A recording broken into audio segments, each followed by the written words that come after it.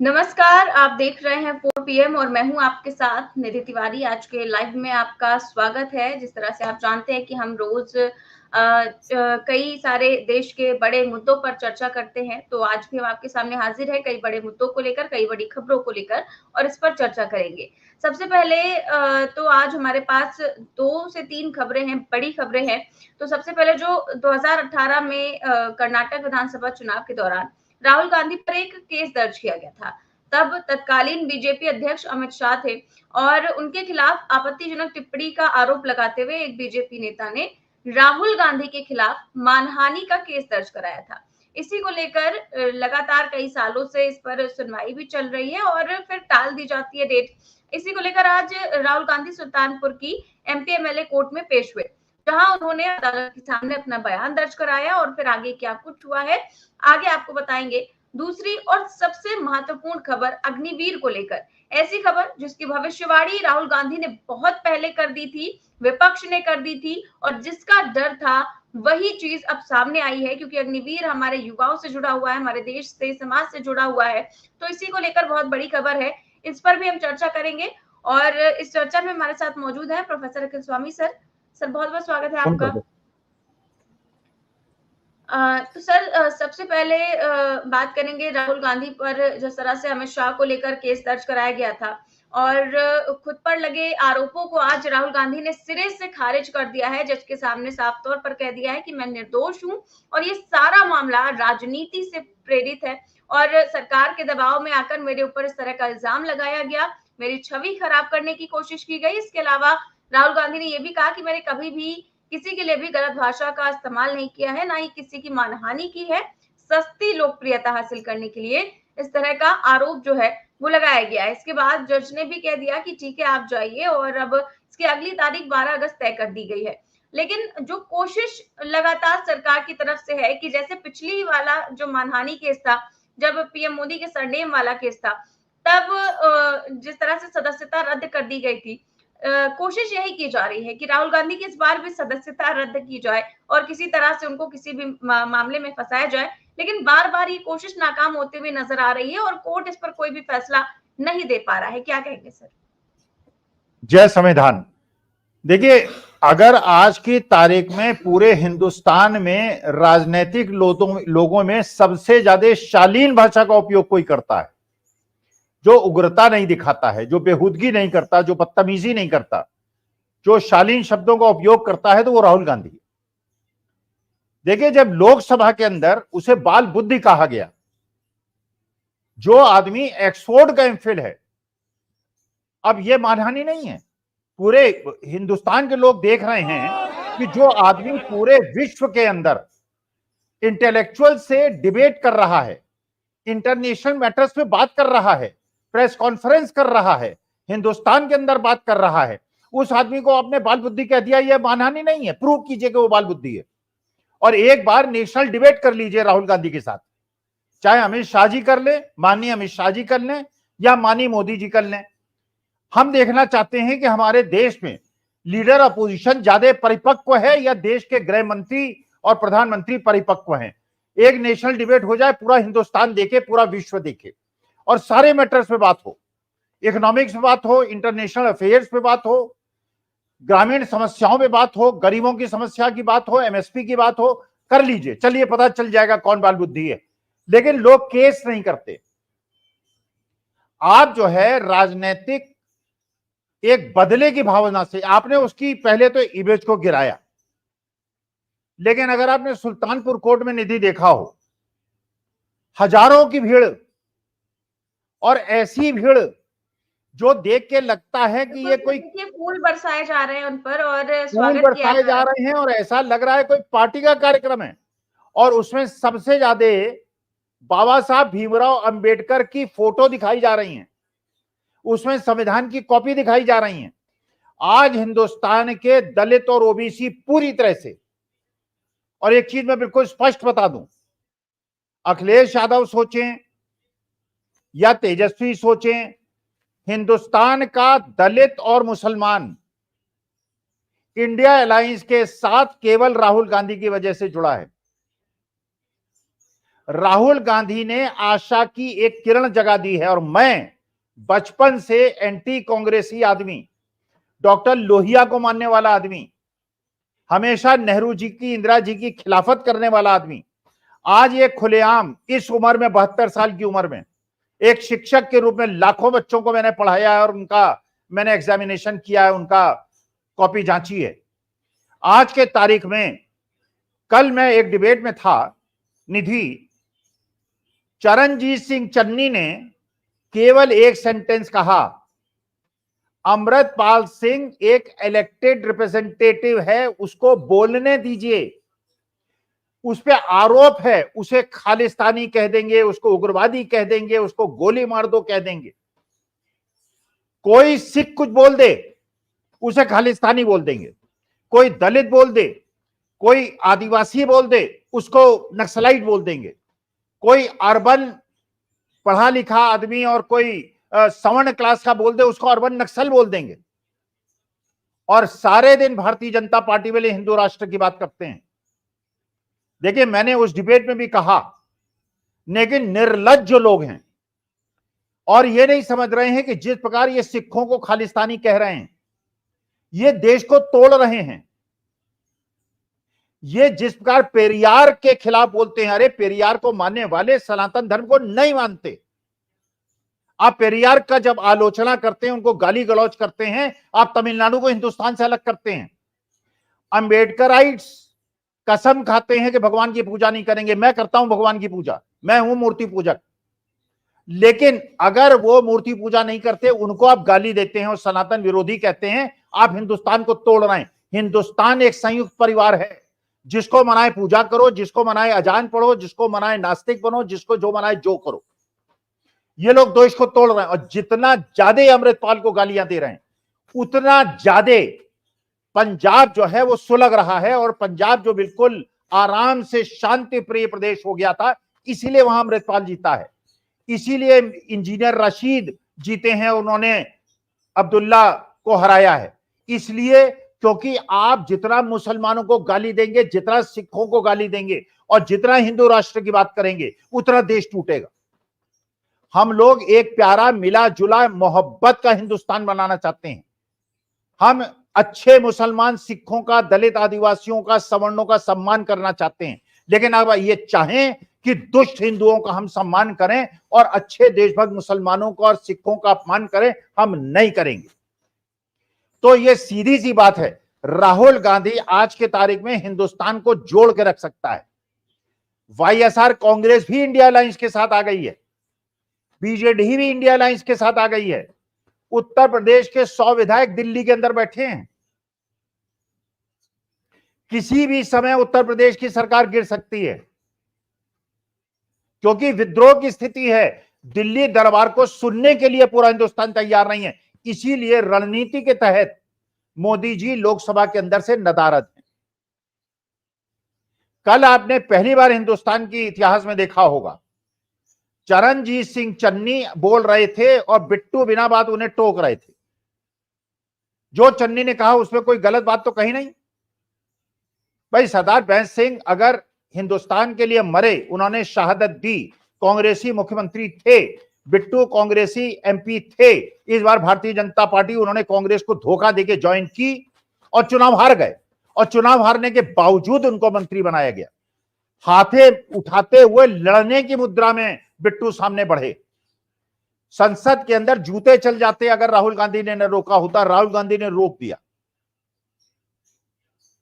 हिंदुस्तान हमें ऐसा ही चाहिए जैसा है। हमको सेकुलर हिंदुस्तान चाहिए, ना हमें हिंदू राष्ट्र चाहिए, ना हमको खालिस्तान चाहिए। और जो हिंदू राष्ट्र की बात करे और जो खालिस्तान की बात करे और जो देश को तोड़ने की बात कीजिए, अंदर कीजिए। लेकिन अगर आप सोचते हैं केवल हिंदू राष्ट्र बनाने वालों को तो माला पहनाएंगे, बिल्किस बानो को रेप करने वालों को मिठाई खिलाएंगे, पहलू खां को मारने वालों को जेल में जाके माला पहनाएंगे, और जो ग्राहम स्टेन्स था उसको जीप में जिंदा जलाने वाले, पूरी जीप को जिंदा जलाने वाले और उसके हत्यारे के समर्थन में बैठने वाले को आप उड़ीसा का मुख्यमंत्री बनाएंगे। हम विरोध करेंगे। मैं हिंदूवाद में हूं, पहले भारतीय हूं, और मुझे अपनी भारत माता की चिंता है। ये लोग भारत को तोड़ रहे हैं और जिस प्रकार से ये सिखों और मुसलमानों का, क्रिश्चियनों का अपमान कर रहे हैं, ये देश को भंग कर देंगे। जितना जल्दी ये लोग सत्ता से हटें, देश के लिए उतना अच्छा है। बिल्कुल ठीक बात कह रहे हैं सर आप। और हम राहुल गांधी की बात कर रहे थे, तो राहुल गांधी के वकील का बयान भी सामने आया है, तो वो बयान जो है वो मैं सुनवाना चाहूंगी कि आखिरकार क्या कुछ हुआ है केस में। क्या वाकया हुआ, क्या बयान दर्ज हुआ, क्या कहा? माननीय राहुल जी का मुकदमा एमपीएमएलए कोर्ट नंबर 15 के यहाँ बयान दर्ज करने अभियुक्त नियत था। माननीय राहुल जी आए, उन्होंने अपना बयान दर्ज कराया। माननीय राहुल जी ने कहा कि परिवार में कहे गए सारे आरोप निराधार हैं। ये निराधार हैं, ये राजनीतिक दुर्भावना से एक कंप्लेंट फाइल की गई है। मैंने कभी भी किसी भी व्यक्ति के विरुद्ध उसकी मानहानि को नष्ट करने के उद्देश्य से किसी व्यक्ति के विरुद्ध कभी कुछ नहीं कहा है और ये परिवाद दायर किया गया है। मेरी तथा मेरी पार्टी की छवि को बदनाम करने के लिए राजनीतिक दुर्भावना से परिवाद दायर किया गया है। नहीं, जज साहब ने, जैसा मैंने अभी आपसे कहा, जज साहब ने ही सवाल किया कि आपने अमित शाह के खिलाफ ये कहा है, तो उन्होंने कहा किस तरीके से मैंने जो आरोप मेरे ऊपर लगाए गए हैं निराधार हैं, इन आरोपों से मैं इनकार करता हूँ। अगली तारीख सुनवाई जो है 12 अगस्त 2024 नियुक्त है। 12 अगस्त 2024 को अभियोगी जो है यानी परिवादी जिन्होंने मुकदमा दायर किया है न्यायालय में उपस्थित होकर के अपना साक्ष्य प्रस्तुत करेंगे और मेरे द्वारा क्रॉस एग्जामिनेशन किया जाएगा। बाद में जो कुछ होगा आप लोगों को सूचित किया जाएगा। Yes of course. कई बार जो आपके अपोजिशन की तरफ से बार बुलाए जाने पर भी नहीं आ रहे थे और अब अंततोगत्वा आना पड़ा, उसको कैसे देखते हैं? नहीं, मैं क्या कहना चाह रहा हूँ कि बार बुलाने के बार यहाँ बुलाने का कोई प्रश्न नहीं था, क्योंकि राहुल गांधी जी जब आए थे उन्होंने अपनी जमानत कराई थी। उसके बाद न्यायालय रिक्त हो गई थी, न्यायालय के पास क्षेत्राधिकार नहीं था। न्यायालय जब क्षेत्राधिकार आया तो हमारी क्या से न्यायालय के क्षेत्राधिकार आने के पश्चात बिना विलंब किए हुए राहुल जी ने आके अपना बयान दर्ज कराया। ऐसा होता है कि कंप्लेनेंट के काउंसिल या डिफेंस के काउंसिल जो जिस तरफ से रहता है कुछ न कुछ ऐसी बातें करता है, तो राहुल जी जो है सदैव उन्होंने न्यायालय का सम्मान किया है और मैंने पिछली बार कहा था कि न्यायालय का सम्मान करते हैं और नियत पर आएंगे, अपना बयान दर्ज कराएंगे। आज संसद की कार्यवाही चल रही थी, राहुल जी संसद की कार्यवाही को छोड़ करके आकर के न्यायालय में उन्होंने अपना बयान दर्ज कराया। ये है राहुल गांधी की विश्वसनीयता और न्यायालय के पक्ष समर्पण और प्रेम और विश्वास। धन्यवाद। Thank you.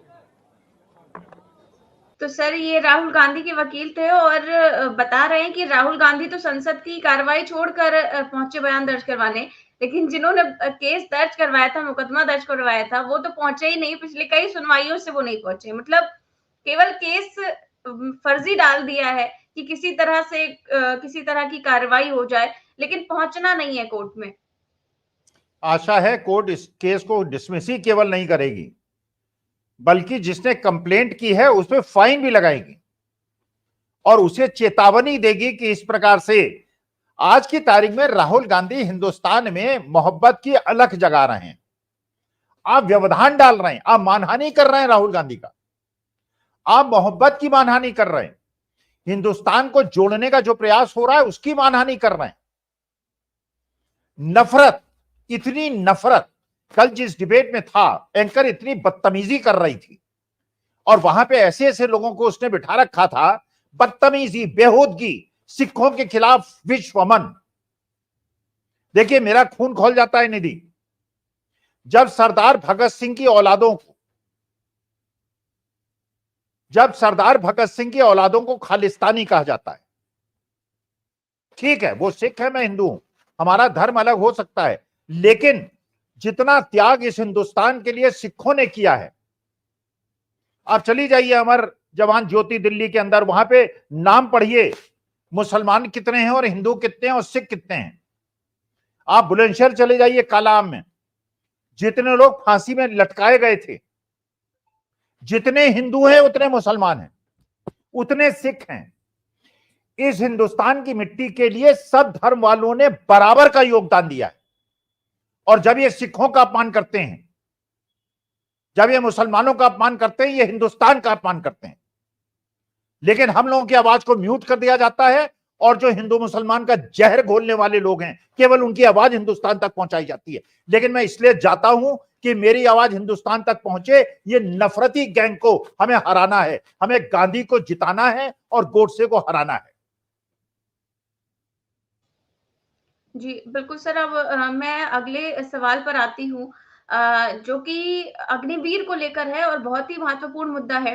दरअसल जब अग्निवीर योजना सेना में लाई गई, तो विपक्ष ने इसका बहुत विरोध किया था और एक चिंता भी ज़ाहिर की थी कि जो अग्निवीर होगा, जब 4 साल बाद रिटायर होकर आएगा, क्योंकि बहुत ज़्यादा स्किल्ड होंगे, सेना से ट्रेनिंग लेकर आए होंगे, तो अगर इन्होंने कोई गलत रास्ता चुन लिया, अपराध का रास्ता चुन लिया, तो स्थिति बहुत ज़्यादा भयावह हो जाएगी। और इस शंका आशंका पर मुहर लगाता एक मामला पंजाब से सामने आ गया है, जहां पर पंजाब में सेना से भर्ती हुआ एक अग्निवीर छुट्टी पर घर आया, लेकिन वापस नहीं लौटा अपनी ड्यूटी पर, बल्कि उसने एक गिरोह बनाकर अपराध का रास्ता चुन लिया। अग्निवीर के साथ उसका भाई और दोस्त भी मिलकर वारदातों को अंजाम दिया करते थे। लेकिन आखिरकार मोहाली पुलिस ने तीनों आरोपियों को गिरफ्तार कर लिया।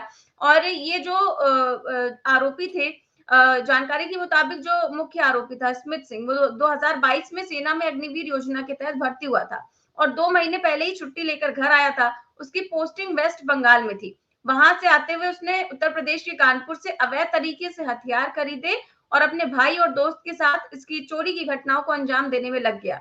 लेकिन आखिरकार वो पकड़ा गया और पुलिस ने तीनों को गिरफ्तार कर लिया।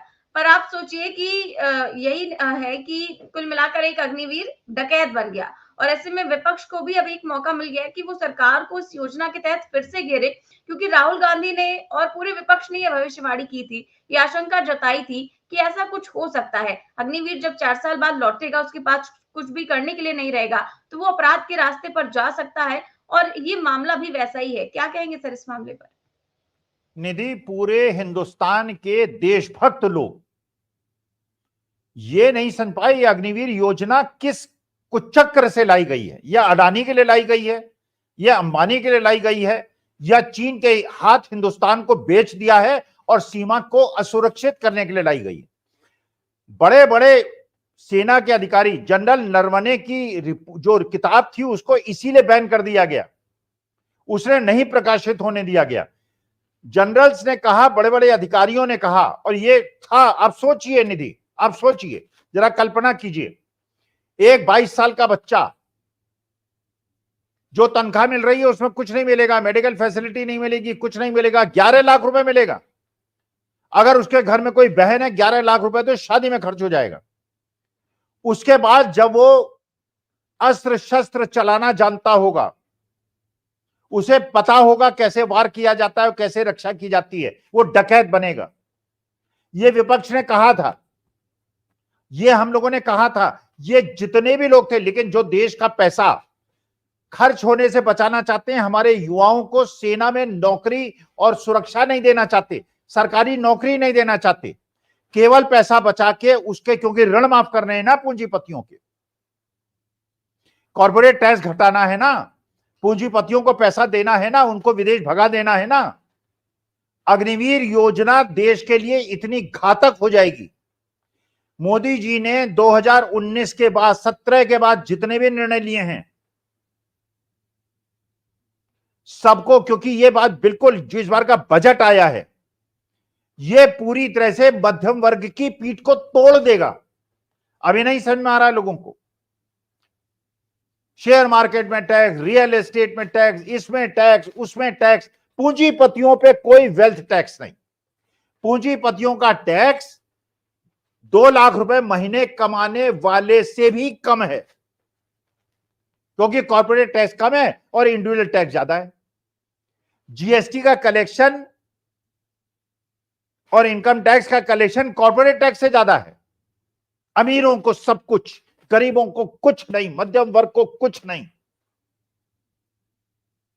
भगवान करे हिंदुस्तान के अंदर मोहब्बत की सरकार बने, गांधी को मानने वालों को सरकार बने।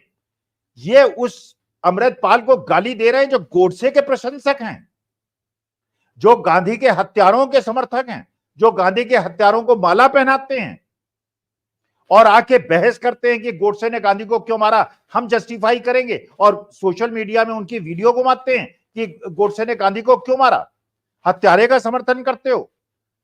विश्व का महानतम संत है महात्मा गांधी, मेरे देश का, और गुजरात का सपूत ही नहीं, पूरे हिंदुस्तान का, पूरे विश्व का ऐसा मानव ना आज तक पैदा हुआ है ना आगे पैदा होगा महात्मा गांधी जैसा।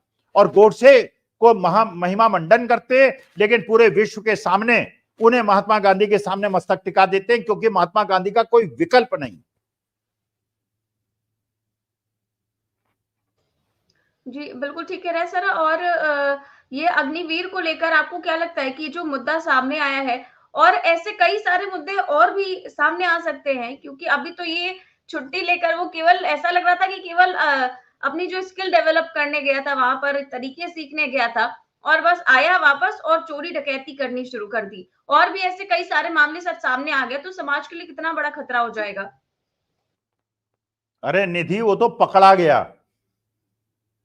अरे कहेंगे तो दोषी वो है जो पकड़ा गया, पता नहीं कितने ऐसा कर रहे होंगे। हथियार चलाना उनको आ गया है, पैसा उनको अग्निवीर में मिल नहीं रहा है, सेवा सुरक्षा है नहीं, फैसिलिटी कोई है नहीं। कल कितने हजार अग्निवीर डकैत बनेंगे और चंबल रेवेन्यूज में चले जाएंगे, आप कह नहीं सकते। अग्निवीर योजना को जितनी जल्दी हटा दिया जाए और पुरानी जैसे सेना में हमारे वीर जवान आपस में एक होती है मित्रता, जब साथ एक कमांड में काम करते हैं। मेरा छोटा भाई है, मौसेरा भाई है, जो आर्मी में कर्नल रिटायर हुआ है ब्राह्मण, लेकिन जाट रेजिमेंट में था। सुबह उसने मैसेज भेजा, जाट सबसे शक्तिशाली, क्योंकि जाट रेजिमेंट से उसकी कमिटमेंट है। जो आदमी सिख रेजिमेंट में है वो सिख रेजिमेंट से उसकी कमिटमेंट है, चाहे किसी जाति और धर्म का हो।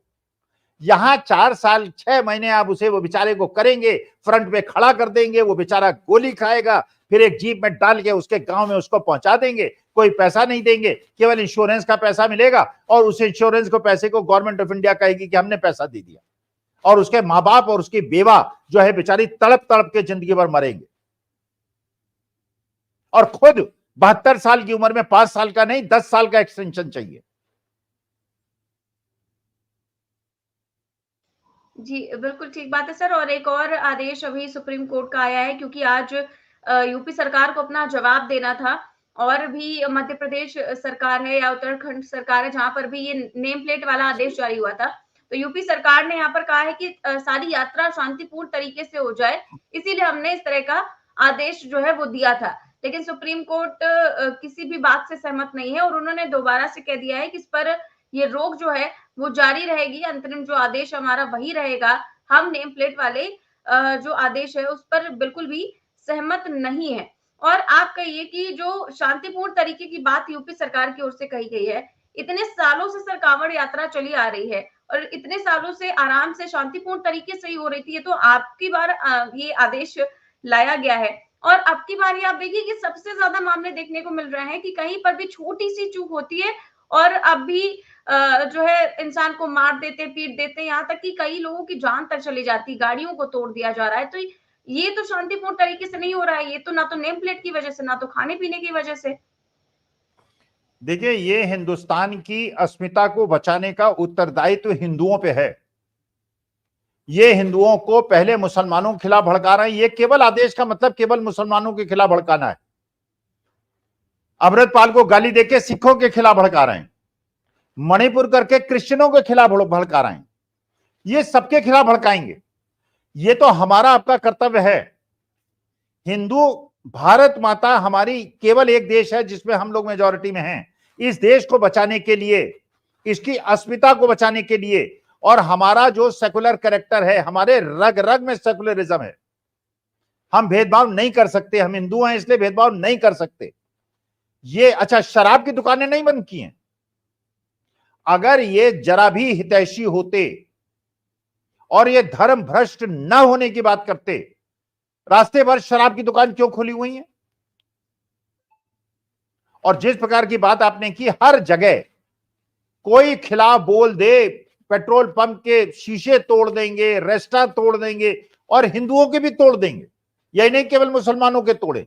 देखिए, जब आग लगती है ना तो घर नहीं देखती है, जात और धर्म नहीं देखती है। पानी, आग और कानून ये भेदभाव नहीं करता है। पकड़ में आ गए तो लपेटे में ले लेगा, चाहे कोई हो आप। अब ये लपेटे में हिंदुस्तान को ले रहा है और हम सबका कर्तव्य है अंतिम श्वास तक हिंदुस्तान को बचाने के लिए इस देश में मोहब्बत को जिताने के लिए, महात्मा गांधी को जिताने के लिए, बाबा साहब भीमराव अंबेडकर को जिताने के लिए, महावीर और महात्मा बुद्ध और गुरु नानक की परंपरा को जिताने के लिए, ये जो विध्वंसकारी लोग हैं, ये जो देश को तोड़ने वाले लोग हैं, इनके मंसूबों को तोड़ दें हम लोग। ये जहर फैलाते रहेंगे, अमृतपाल को गाली देते हैं, लेकिन जब धर्म संसद के अंदर 20-50 लाख मुसलमानों के गर्दन कलम करने की बात होती है, कुछ नहीं बोलते। जब बिल्किस बानो का रेप होता है, कुछ नहीं बोलते। ये लोग जो हैं केवल हिंदू मुसलमान, और हिंदुओं को यह बात जितनी जल्दी, दलितों को समझ में आ गई है, ओबीसीज में भी कुछ ओबीसीज को समझ में आई है, कुछ को नहीं आई है, सवर्णों को बिल्कुल समझ में नहीं आई। तो अगर हिंदुस्तान को बचाना है तो सबको सचेत हो जाना है, और सच्चे हिंदुओं को मुसलमानों, सिखों और क्रिश्चियनों के साथ हाथ से हाथ मिलाकर हिंदुस्तान को मजबूत बनाना है। जी, और सर अभी अभी एक खबर आई है कि राहुल गांधी जो है वो सड़क किनारे मोची की दुकान पर रुके, अचानक से उनसे बात की और वहां पर चप्पलें भी सिली है। तो देखिए सर, वीडियो है और ये राहुल गांधी जो है वो मोची की दुकान पर पहुंचे हैं और ये देखिए चप्पल भी सिल रहे हैं अपने हाथों से। और एक और वीडियो है, मैं दिखाती हूँ, ये देखिए।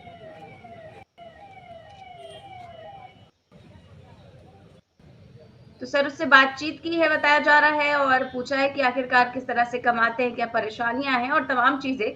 आपको क्या लगता है सर, आपने आज तक कोई भी ऐसा नेता देखा है जो लगातार ऐसे लोगों से मिले, चाहे वो मजदूर हो, चाहे गरीब हो, चाहे मोची हो, इस तरह के लोगों से?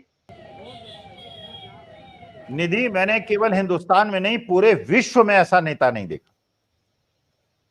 और मैं सच आपको बताऊं, मेरे को एक बार मौका मिला राहुल गांधी से मिलने का, 2-2.5 घंटे मैंने केवल उसको ऑब्जर्व किया। इतनी झूठी बातें उसके बारे में बताई गई हैं। मैंने आज तक किसी इस प्रकार के युवा को इतना सॉफ्ट, इतना शालीन, इतना गुड लिसनर और इतना परिपक्व ज्ञान वाला आदमी मैंने नहीं देखा है। मैं उसे 100 में 100 नंबर दूंगा। आप करिए केस। आज उसने हिंदुस्तान में एक मैसेज दे दिया है, पूरे हिंदुस्तान में मैसेज दे दिया। आप जितने केस करेंगे वो उतना ज्यादा पॉपुलर होगा। लोगों ने फूल बरसाए हैं, अगली बार उसके पैरों में फूल बरसा देंगे।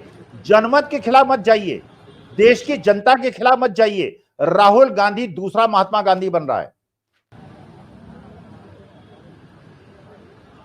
जी, बिल्कुल ठीक बात कह रहे हैं सर आप। और एक बहुत ही महत्वपूर्ण कमेंट जो है वो आया हुआ है और मैंने अभी देखा था और मैं वही देख रही हूँ कि लिखा है कि नेताओं को भी 5 साल के बाद रिटायर कर देना चाहिए और उनकी जगह दूसरे को मौका मिलना चाहिए। क्या कहेंगे सर? और बिल्कुल करना चाहिए। उनको पेंशन नहीं मिलनी चाहिए और उनकी सिक्योरिटी विड्रॉ कर लेनी चाहिए। अगर उन्होंने जनता का काम नहीं है, जनता को खुद झेलें। ये तो सिक्योरिटी, एनएसजी, कमांडो, पता नहीं क्या क्या लेके घूमते हैं, इसलिए जनता के रोष से बच जाते हैं। अरे अगर आपने जनता का वोट लिया है और जनता ने आपको नेता बनाया है और ये नेता ऐसा समझते हैं, गुंडे बन जाते हैं, ये मवाली बन जाते हैं। मेरे क्षेत्र में भी एक है, नेता है और ऐसा समझता है जैसे बहुत बड़ा गुंडा कहीं का हो गया हो, हमारे वोट से जीता है। और जो असली नेता होता है वो राहुल गांधी जैसा होता है। देखिए, मैं किसी पूरे हिंदुस्तान में कोई नेता ऐसा नहीं देख रहा हूं, कोई भी। Rahul Gandhi is different, is absolutely different. अब आप सोचिए, बाबा साहब भीमराव अंबेडकर की फोटो लेके लोग खड़े हुए थे और आज जिस प्रकार से उन्होंने जूता सिला है, कई मजदूरों के साथ काम किया है, कई कारपेंटर्स के साथ काम किया है। अरे बड़े बड़े एरोप्लेन और जेट्स में घूमने वाले ये गरीबों को, और इस इतनी गर्मी हो रही है, इतनी ज्यादा उमस है, उसके अंदर ये लड़का अगर गरीब लोगों की झोपड़ियों में जाके बैठ रहा है, उनके दुख दर्द को समझ रहा है, कल देश का प्रधानमंत्री बनेगा, ये सबकी समस्याओं का ज्ञान इसको होगा। जी, बिल्कुल ठीक बात कह रहे हैं सर आप। और आज हमने कई सारे विषयों पर चर्चा की और बेहद सार्थक चर्चा रही। सर बहुत-बहुत शुक्रिया आपका आज की चर्चा के लिए। तो आप देख रहे थे आज की चर्चा। कई सारे विषयों पर हमने चर्चा की, चाहे वो अग्निवीर को लेकर हो, चाहे नेम प्लेट वाले मामले को लेकर हो, और राहुल गांधी को जिस तरह से बुलाया गया था मानहानि वाले केस में सुल्तानपुर कोर्ट में, वहां पर क्या कुछ हुआ। इसके बाद राहुल गांधी मोची के पास पहुंचे, सड़क किनारे एक मोची ने दुकान लगाई हुई थी, उससे बातचीत की, और भी तमाम चीजों पर हमने चर्चा की। कैसी लगी आपको ये चर्चा, हमें कमेंट बॉक्स में जरूर बताएं। चैनल को सब्सक्राइब भी करें और ज्वाइन भी। नमस्कार।